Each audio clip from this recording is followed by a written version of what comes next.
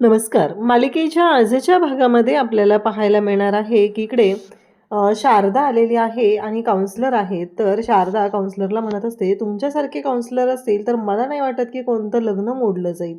असं शारदा त्यांना सांगत असते. तेव्हा काउन्सलर म्हणत असतात की कसं आहे माहिती आहे का, काही वेळेस ना अशी जोडपी असतात की त्यांना लग्न टिकवायचं असतं, त्यांना लग्न मोडायचंच नसतं. दोघांपैकी एकाला तरी असं वाटत असतं की नाही. मग त्यांच्यामध्ये एक धूसर अशी पुसटशी रेषा असते आणि ती पुसण्याचं काम काउन्सलरला करावं लागतं. हे ऐकल्यानंतर नंदिनी तिथं उभी असते आणि नंदिनी म्हणते की नाही, कसं आहे माहिती आहे का, धूसर रेषा पुसटशी रेषा नसून जर ती धुरळाच असेल तर तो कसं साफ करणार आहे, असं नंदिनी विचारू लागते.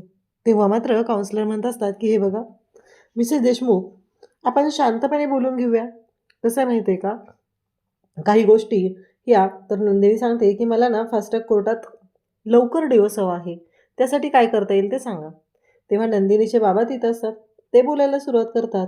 आता लक्षात आलंच असेल ना तुमच्या, काय झालंय, नंदिनीची काय अवस्था झाली आहे. नाहीतर एवढी समजूतदार, शांत मुलगी असं बोलली असती का कधी? तुम्हाला तर माहितीच आहे ना. असं म्हणत ते बोलायला सुरुवात करतात. तेव्हा मात्र काउन्सिलर म्हणू लागतात की हे बघा मिसेस देशमुख, मला काय वाटतं माहिती आहे का, आपण दोघं एकट्यात बोलूया, असं ते सांगू लागतात. तेव्हा नंदिनी म्हणते की हो चालेल. आता नंदिनी त्यावेळेस त्यांना घेऊन बाहेर जाते, कारण त्या गोष्टीही तेवढ्याच महत्त्वाच्या असतात. म्हणून नंदिनीने निर्णय घेतलेला असतो. कारण काउन्सिलरला कळलेलं आहे की यांच्या बाबांना यांचं लग्न नको आहे. ही गोष्ट काउन्सिलरच्या लक्षात आल्यामुळं काउन्सिलरने ठरवलेलं आहे की आपण यांना सेपरेट बोलूया. कारण धनंजय मध्ये-मध्ये जे बोलत असतो हे काउन्सिलरला चांगलंच कळलेलं असतं. त्यासोबतच इकडे आपल्याला पाहायला मिळतं की जेव्हा या सगळ्या गोष्टी घडत असतात तेव्हा नंदिनीला खूप समजवण्याचा प्रयत्न केला जात असतो. इकडे शारदाचं पण तेच म्हणणं आहे की नंदिनीने हे लग्न मोडू नये, कारण जीवा आणि काव्या यांनी त्यांच्या प्रेमाची आहुती दिलेली आहे. मान्य आहे त्यांच्याकडून चुका झालेल्या आहेत आणि त्याचबरोबर हे सगळं जेव्हा घडत असतं तेव्हा मात्र नंदिनी या सगळ्या गोष्टींमधून मार्ग काढण्यासाठी प्रयत्न करत असते. त्यासोबतच इकडे काव्या आहे ती आता देशमुखांच्या घरी आलेली आहे. कारण घरातली लक्ष्मी घरात येवो असं म्हणता क्षणी काव्या पोहोचलेली असते आणि त्याचवेळी काव्या पारच्या समोर उभी राहते. त्यानंतर बाप्पाला नमस्कार करते आणि मग काव्या तिथं असलेला प्रसाद घेते आणि पार्थला द्यायला येते. काव्या अगदी हक्काने हे करत असते, कारण ती देशमुखांची थोरली सून आहे. काहीही झालं तरी तिला यातून कोणीच अडवू शकत नाही. हे पण तेवढंच खरं असतं. काव्या प्रसाद घेते, पारच्या समोर येते आणि पार्थला म्हणते, "देशमुख प्रसाद घ्या." इकडे ती मानिनीला नमस्कार करते. मानिनी सुद्धा तिला भरभरून आशीर्वाद देते. कारण ज्या गोष्टी झालेल्या आहेत त्या कशाही झालेल्या असल्या तरीही कुठंतरी त्या गोष्टींमध्ये काव्याचं सुद्धा बरोबर आहे, हे मानिनीला चांगलंच माहिती आहे. त्यासोबतच इकडे आपल्याला पाहायला मिळतं की जेव्हा या सगळ्या गोष्टी घडत असतात, तेव्हा मात्र आता काव्याने ज्या पद्धतीने परिस्थिती हँडल करण्याचा प्रयत्न केलेला असतो ती सुद्धा खूप महत्त्वाची गोष्ट असते.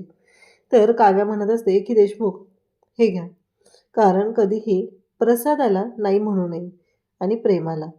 आणि मग काव्या ही आता पारच्या हातात पेढा द्यायला लागलेली असते आणि नेमकं त्याच वेळी तिथं टपकते म्हणजे ती रम्या. रम्या तिथे येते आणि म्हणते की बरोबर आहे. कसं आहे माहिती आहे का, दिराच्या हातचा पेढा खाऊन झालाय, आता इथं नवऱ्याला पेढा द्यायला आली का, अशा भाषेत ती बोलायला सुरुवात करते. तेव्हा मात्र इकडे पाहायला मिळतं ते म्हणजेच की काव्या पाहते तेव्हा काव्याला खरं तर राग आलेला असतो. काव्या म्हणते, "तू बाजूला सरक गं, तू मध्ये बोलायची काय गरज आहे?" रम्या ऐकतच नाहीये. रम्या काव्याचा हात पकडते आणि तिला दरादरा ओरडत घेऊन चाललेली असते. तेव्हा आता काव्या शांत बसणार नसते, हे तर तेवढंच खरं आहे. काव्या म्हणते, "काय चाललंय तुझं? हात सोड माझा." इकडे मानिनी सुद्धा तिला म्हणत असते की सोड. पण काव्या ऐकायलाच तयार नसते. ती म्हणत असते, "पारच्या बाबतीत एवढं सगळं चुकीचं झालेलं आहे. हे तुझ्यामुळं झालेलं आहे आणि आता तू इथं येऊन हे सगळं करतेस." तेव्हा काव्या म्हणू लागते की एक गोष्ट लक्षात ठेव. हा आमच्या दोघांचा पर्सनल प्रश्न आहे. त्याच्यामध्ये तू बोलायची गरज नाही. आणि राहिला प्रश्न मी इथे येण्याचा. मी देशमुखांची सून आहे आणि त्याचबरोबर पारची बायको आहे. त्यामुळं तू माझ्याशी अशा पद्धतीने वागू शकत नाही आणि माझा हात सोडायचा. पुन्हा माझ्या वाटेला जायचं नाही एवढं लक्षात ठेव. असं म्हणत इकडे काव्याने हात धडकावून लावलेला असतो आणि तेव्हा मानिनी म्हणते, "बरोबर आहे." कसं इकडे वसू म्हणते की "बरोबर आहे. ही ना ह्या मुलीच्या काय नादी लागतेस गं रम्या तू? अगं ही अशीच आहे आणि मानिनीला पण काहीच वाटत नाहीये. मानिनी पण बघितलं ना शांतपणे त्यांचं बघत बसलीये. तिला कुठं काय फरक पडतो? तिला कुठं तिच्या मुलाची काळजी आहे? आज या मुलीमुळं पत्रकार या घरात आले आणि पार्थला वाटेल ते बोलले. आठवतंय का काय बोलले पार्थला? पार्थला म्हणाले, की "कसं वाटतंय तुमच्याच बायकोला तुमच्या भावाच्या मिठीत पाहून पत्रकारांनी जे काही बोललेलं होतं त्याचं हिला कुठं काय वाटलेलं आहे?" असं म्हणत आता मानिनीवरही आरोप करायला सुरुवात करते. तेव्हा मात्र काव्या म्हणते, "काय? पत्रकार आले होते घरी आणि देशमुख असं झाले? बरं ठीक आहे, मी वॉचमन काकांना सांगून जाते. कुठल्याही अनोळखी माणसांना आत सोडायचं नाही." असं इकडे काव्या म्हणते आणि म्हणते, "माझ्या देशमुखांना जर कोणी त्रास द्यायचा प्रयत्न केला तर त्याला मी सोडणार नाही. काहीही झालं तरी माझ्या देशमुखांच्या बाबतीत जर कोणी काही करायला लागलं तर मी शांत राहणार नाही." तेवढ्यात रम्यामध्ये बोलते आणि काव्याला खूप राग येतो. काव्या तिचा हात पिरगळायला सुरुवात करते. काव्या म्हणत असते, की "आता बास झालं. काहीही झालं तरीही मी आता शांत राहणार नाही." कारण रम्याला ती बोलत असते, की माझ्या आणि पारस देशमुखांच्या मध्ये यायचं नाही. कारण तो आमचा पर्सनल आहे, प्रायव्हेट गोष्ट आहे आमची. आमच्या आयुष्यामध्ये ढवळाढवळ करायची नाही. तेव्हा मानिनीसुद्धा तेच म्हणत असते, की "अगं रम्या, त्यांच्या नवरा-बायकोचा प्रश्न आहे. तू कशाला त्यांच्यामध्ये पडतेयस? आणि तू त्यांच्यामध्ये पडायची गरज काय आहे?" असं इकडे मानेने सांगू लागते आणि काव्याने सरळ तिचा हात धरलेला असतो आणि तिची वाट लावायला सुरुवात केलेली असते. काव्याने हात पिरगळायला सुरुवात केलेली असते आणि काव्या सांगत असते, की "लांब राहायचं आमच्यापासून." आणि रम्या मात्र ओरडत असते, "सोड मला सोड." तेव्हा वसू म्हणते, "चल रम्या, हिच्या काय नादी लागते? ही मवाली पोरगी. ही काही करू शकते ते आपल्याला चांगलंच माहिती आहे. तिच्याकडनं कुठल्या गोष्टीची अपेक्षा करायची अजिबातच गरज नाही आहे. तू तिच्या नादी लागू नकोस. चल तू. आधी आत जाऊया, रूममध्ये जाऊया." असं सांगितल्याबरोबर तिने रम्याला घेऊन चाललेली असते. काव्याने बरोबर हिसका दाखवलेला असतो आणि या रम्याची वाट लावलेली असते. कारण रम्याला असं वाटत असतं, की आपण जे करतोय ते अगदी बरोबर करतोय. आपल्याला कोणी अधिकार दिलाय यासारखं तिचं बोलणं असतं. मागच्या वेळेस पण जीवाला ती त्याच पद्धतीने बोललेली असते. जीवाला पण म्हणालेली असते, की "तू पार्थच्या रूमकडे जायचं नाही. तू पार्थला त्रास दिलेला आहे." पण रम्याला कुठं माहिती आहे, जर आपण काव्याला हे बोललो तर काय होऊ शकतं हे काव्याने दाखवून दिलेलं असतं. आणि त्याचबरोबर इकडे वसूला सुद्धा सांगितलेलं असतं, की "काळ्या मांजरीची सावली आमच्या संसारावर पडू द्यायची नाही. तुम्हालाही सांगते, निघायचं तुम्ही इथून. आमच्यामध्ये बोलायचं नाही, कळलं?" असं म्हणत वसूला पण तिने चांगलंच धमकावलेलं असतं. आत्याबाई म्हणत तिची पण वाट लावलेली असते. त्याचबरोबर इकडे तिने या सर्व गोष्टी अगदी मनापासून करत असते. कारण तिला पार्थला त्रास झालेला बघायचा नाही आणि पार्थ आणि तिच्यामध्ये कोणी आलेलं तिला चालणार नाही. त्या दोघींना तिथून हकलल्यानंतर मग काव्या पुन्हा इकडे येते आणि पार्थच्या हातामध्ये तो प्रसाद देऊ लागते आणि त्याच वेळी पार्थ म्हणत असतो, की "नाही नको आहे." काव्या म्हणते, "अहो घ्या. कसं आहे माहिती आहे का, माझं नाही का तोंड कडू झालं होतं तेव्हा तुम्ही श्रीखंड खाऊ घातलं." तेव्हा काव्याला लगेचच तो म्हणू लागतो, "पण तुम्ही खाल्लं कुठं ते श्रीखंड?" काव्या म्हणते, "हो, सुरुवातीला नाही म्हणाले, पण नंतर खाल्लंच ना." तर तो म्हणतो, की "कसा गोड होईल ना शेवट? कारण ती गोष्ट वेगळी होती, आताची वेगळी." तेव्हा काव्या म्हणते, की "हे बघा, मला माहिती आहे, मी लग्न झाल्यानंतर खूप रागवायचे, खूप चिडायचे. तेव्हा पार्थ देशमुखांनी माझी समजूत घातली. पार्थ देशमुखांनी माझ्यासाठी या सर्व गोष्टी केलेल्या आहेत. आता तुम्ही काव्या झालेला आहात आणि मी पार्थ झालेली आहे." तेव्हा पार्थ म्हणतो, की "ते सोपं नाही आहे. पार्थ देशमुख होणं सोपं नाही आहे, कारण ते वाटतं तेवढं सोपं नाही आहे. त्याच्यामध्ये खूप गोष्टी येत आहेत आणि त्या तुम्ही करू शकत नाही." पार्थ म्हणजे अर्जुन. त्याला प्रत्येक वेळेस घरातल्या त्याच्या माणसांच्याच विरोधात उभं राहावं लागतं आणि आजही तेच होतंय. तुम्हाला माहिती आहे का? तेव्हा काव्या म्हणत असते, की "हो, बरोबर आहे तुमचं. पण एक गोष्ट लक्षात ठेवा, काही झालं तरी मी तुम्हाला एकटं पडू देणार नाही. ही काव्या कायमस्वरूपी तुमच्यासोबत आहे. ही काव्या दुसरं कधीच कोणाची होऊ शकत नाही कारण ती पार्थ देशमुखांची आहे." असं काव्या ठणकावून सांगत असते आणि त्याचवेळी पार्थ मात्र तिच्याकडे पाहतच राहतो. या सगळ्या गोष्टी ज्या घडलेल्या असतात त्या भयानक जरी असल्या तरीही काव्याने खंबीरपणे त्या गोष्टी सोडवण्याचा प्रयत्न केलेला असतो आणि काव्याने या सगळ्यामधून मार्ग काढत पुढं जे काही केलेलं असतं ते खरंच खूप भारी केलेलं असतं. पार्थ तिथून निघून जातो. प्रसाद तो घेत नाही सुरुवातीला, पण जे काही घडत असतं त्यामुळं मात्र छान असं सुरू झालेलं आहे. त्याचवेळी काव्याला मानिनी जवळ घेते आणि म्हणते, "काळजी करू नको. सगळं व्यवस्थित होणार आहे." असं मानिनी सांगू लागते. आणि त्याचवेळी इकडे आपल्याला पाहायला मिळतं ते म्हणजे आता नंदिनी आणि काउन्सलर बाहेर हॉलमध्ये आलेले असतात आणि ते दोघंही बोलत असतात. तेव्हा मात्र नंदिनी काउन्सलरला म्हणत असते, की "कसं आहे माहिती आहे का, पहिल्या गोष्टी वेगळ्या होत्या आणि आताच्या वेगळ्या आहेत. कारण जीवा देशमुखांनी जे काही केलेलं आहे ना, त्याचा विचार कोणी कधीच करू शकत नाही, कारण त्यांनी ज्या गोष्टी केलेल्या आहेत त्या भयानक अशा आहेत. कारण मी त्यांना कधीच ॲक्सेप्ट करू शकत नाही आहे. त्यांनी विश्वासघात केलेला आहे आणि कोणत्याही नात्यामध्ये ह्या विश्वासघाताला अजिबात किंमत नाही आणि जागा नाही, असंही सांगितलं जातं. आणि तेव्हा मात्र इकडे आपल्याला पाहायला मिळतं की हे सगळं जेव्हा चालू आहे, नेमकं त्याच वेळेस नंदिनी सांगत असते, हो का, आधीची गोष्ट वेगळी होती आणि आधी ज्या पद्धतीने मी हे सर्व करायची, खरं तर ते खूपच वेगळं होतं, असं ती सांगू लागते. पण आता देशमुखांच्या बाबतीत मी कसाच विचार करू शकत नाही आणि कोणत्याच गोष्टीपर्यंत मी जाऊ शकत नाही, असं सगळं झालेलं असतं. त्यावेळेस मात्र नंदिनी त्यांना सांगत आहे की शक्यच नाही. तेव्हा ते म्हणतात, अहो कसं शक्य आहे? तुम्ही असं कसं म्हणू शकता की शक्यच नाही आहे? कारण काहीही झालं तरीही आत्ता ज्या गोष्टी घडलेल्या आहेत त्या खूपच भयानक अशा पद्धतीने झालेल्या आहेत, असं नंदिनीचं म्हणणं आहे. त्याने माझा विश्वासघात केलेला आहे आणि विश्वासघाताला कधीच नात्यामध्ये जागा नसते. तेव्हा ते म्हणतात की पसारेवाला आणि चकाचक बाई. तेव्हा नंदिनीला राग येतो. तर काउन्सिलर म्हणतात की म्हणजे आता तुम्हाला मी असंही म्हणू शकत नाही आहे का? पण एक गोष्ट लक्षात ठेवा, कसं आहे, तुम्ही मानत नसला तरी अजूनही तुमचा डिव्होर्स झालेला नाही आणि त्यामुळं ह्या गोष्टी तुम्हाला मानाव्याच लागणार आहेत.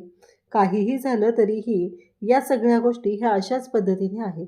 बरं, तुम्हाला आता डिव्होर्स हवा आहे, तर त्यासाठी दोघांचीही परमिशन असावी लागते आणि मला नाही वाटत की पसारेवाला म्हणजे जीवा देशमुख या गोष्टीसाठी परवानगी देतील आणि सही देतील. जर त्यांची सही आणि त्यांची परमिशन नसेल तर तुमच्यामध्ये डिव्होर्स होऊ शकत नाही. जसं लग्न टिकवायसाठी दोघं जण लागतात, तसं लग्न मोडायलासाठी सुद्धा दोघं जण एकत्र असावे लागतात. हे ऐकल्यानंतर नंदिनीला तर धक्काच बसलेला आहे. नंदिनी म्हणत असते की म्हणजे काय? आता काय करायचं? हा मोठा प्रश्न नंदिनीच्या पुढे आहे आणि नंदिनी विचार करायला लागलेली आहे. इकडे काव्या डायनिंग टेबलच्या तिथे येऊन बसलेली असते. काव्या म्हणत असते की हे सगळं काय आहे? आणि या सगळ्या गोष्टी अशा पद्धतीने होतील असं वाटलं नव्हतं. त्या डायनिंग टेबलवरती बसलेला देशमुख म्हणजे तिला पार्थ आठवत असतो. सगळेजण तिथं आठवत असतात. तेवढ्यात मानिनी तिथं आलेली असते. मानिनी म्हणत असते, काय झालं? तेव्हा काव्या म्हणत असते की तसं नाही मानिनी काकू, या सगळ्या गोष्टी आठवत आहेत ना, म्हणून. असं म्हणत ती बोलत असते. आपलं एकत्र शुभम करोती म्हणणं, इथे गप्पा मारत बसणं, आपल्या तिघींचं किचन, आपण तिघींनी किचनमध्ये केलेलं काम, या सगळ्या गोष्टी मला आठवत आहेत, असं काव्याचं म्हणणं आहे. आणि काव्या ते मानिनीला बोलून दाखवते. मानिनी म्हणत असते की तुझंच आहे ते, आज तू आलीस बरं वाटलं, असं म्हणत मानिनी काव्याशी बोलत असते. काव्या म्हणत असते, काही झालं तरी मी देशमुखांना एकटं सोडणार नाही आहे, मी त्यांच्यासोबतच असणार आहे, असं म्हणत दोघींनी हात मिळवलेले असतात. आणि मग काव्या आणि मानिनी बोलत असतात. काव्यासाठी मानिनीने पाणी आणलेलं असतं आणि काव्या म्हणत असते की काकू, खरंच म्हणजे माझं चुकलेलं आहे, मी सांगायला हवं होतं, ह्या सगळ्या गोष्टी मला मान्य आहे, पण जे काय घडलेलं आहे ते मात्र खरंच खूप चुकीचं घडलेलं आहे. मी देशमुखांना माझ्यापासून वेगळं कधीच नाही होऊ देणार आहे, असं काव्या ठणकावून सांगत असते. इकडे पार्थ गाडीकडे पार्किंगमध्ये गेलेला असतो, कारण काव्या घरात आलेली आहे म्हणून त्याला घरात थांबायचं नसतं. आणि मग त्याला आठवतं काव्या आणि ते बाहेर जात असताना तो काव्याला गाडीत बस म्हणून सांगत असतो, पण काव्या मात्र मागच्या सीटवर बसलेली असते. काव्या पारसोबत पुढच्या सीटवर बसायला सुद्धा तयार नसते. ह्या गोष्टी आठवत असतात आणि तेवढ्यातच त्याला काव्याबरोबर घालवलेले क्षण आठवू लागतात. प्रत्येक वेळेस काव्या कसं वागायची लग्न झाल्यानंतर, त्या गोष्टी त्याच्या डोळ्यांसमोर येत असतात. त्यासोबतच इकडे पाहायला मिळतं ते म्हणजे की इकडे पार्थ ज्या पद्धतीने ही परिस्थिती हँडल करत असतो ते खरंच खूप वेगळं असतं. आणि आता पार्थला नंदिनीचा कॉल येतो. नंदिनी पार्थला म्हणत असते, सॉरी मी डिस्टर्ब केलं का? तेव्हा पार्थ म्हणतो की ऑलरेडी डिस्टर्ब झालेल्या माणसाला काय डिस्टर्ब करणार आहे कोणी, असं म्हणत पार्थ बोलत असतो. तेव्हा नंदिनी म्हणत असते, कसे आहात? तेव्हा पार्थ म्हणतो, कसं असणार आहे सांगा ना, आपल्याच माणसाने विश्वासघात केल्यावर काय अवस्था असणार आहे? तेव्हा नंदिनी म्हणते की बरोबर आहे तुमचं, कारण नंदिनी ही त्याच परिस्थितीतून जात असते आणि नंदिनीलाही कळत नसतं की या सगळ्याचा काय अर्थ काढायचा आहे आणि कशा पद्धतीने हे सगळं सोडवायचं आहे, हे नंदिनीलाही लक्षात आलेलं नसतं. आणि त्यासोबतच इकडे नंदिनी म्हणत असते की काय करायचं कळत नाही आहे, मला वाटतंय ते सांगू का, काव्या अजूनही तुमच्याकडे येण्यासाठी उत्सुक आहे, तुम्ही आणि काव्या एकत्र या. तेव्हा पार्थ म्हणत असतो की आत्ताही त्या घरी आलेल्या आहेत. तेव्हा नंदिनी म्हणते, काय सांगितलं नाही तिनं? हां, कसं सांगणार ना, एवढी मोठी गोष्ट लपवली आहे, तर आता आपण काय अपेक्षा करू शकतो, असं नंदिनीचं आणि पार्थचं बोलणं सुरू आहे. त्याच वेळेस इकडे आता मानिनी जीवा आणि काव्याला एकत्र ठेवलेलं आहे आणि तुमच्या दोघांचं. तेव्हा हे दोघंही पटकन बोलून जातात की आमच्या दोघांमध्ये तसं काही नाही आहे. तेव्हा मानिनी म्हणते, तसं काही नाही आहे नव्हे. तुमच्या दोघांबद्दल मला सांगा. ज्या गोष्टी तुम्ही मला सांगितलेल्या नव्हत्या आधीच्या, त्या सांगा. हे ऐकल्यानंतर आता मानिनीला आता हे दोघं जण सांगू लागलेले आहेत. त्यांची लव्ह स्टोरी काय होती, नक्की काय झालेलं होतं, हे आता मानिनीला सगळं सांगत आहेत.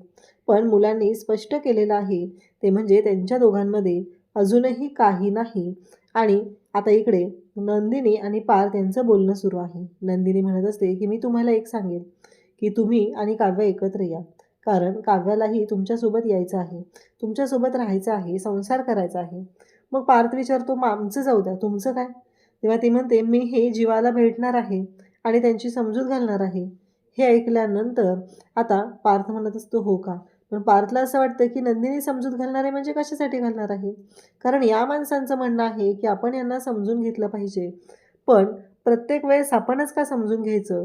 कारण आपण समजून घ्यायचं म्हणजे काय करायचं? यांनी आपल्या बाबतीत जे केलंय, मला ना खरं तर जे घडलंय त्याच्यापेक्षा जे लपवलंय याचं जास्त वाईट वाटतंय. त्या गोष्टीने मी दुखावली गेलेली आहे, असं नंदिनीने स्पष्टपणे सांगितलेलं असतं. तेव्हा मात्र पार्थ तिच्याकडे पाहत असतो. पार्थला सुद्धा खूप छान वाटत असतं की आता नंदिनीने समजूत घातलेली आहे, काव्या घरी आलेली आहे. कुठंतरी पॉझिटिव्ह वाईब्स दिसायला लागलेल्या आहेत. म्हणजे लवकरच काव्या आणि पार्थ एकत्र येणार. अशाच अपडेटसाठी चॅनलशी कनेक्ट राहा. थँक्यू.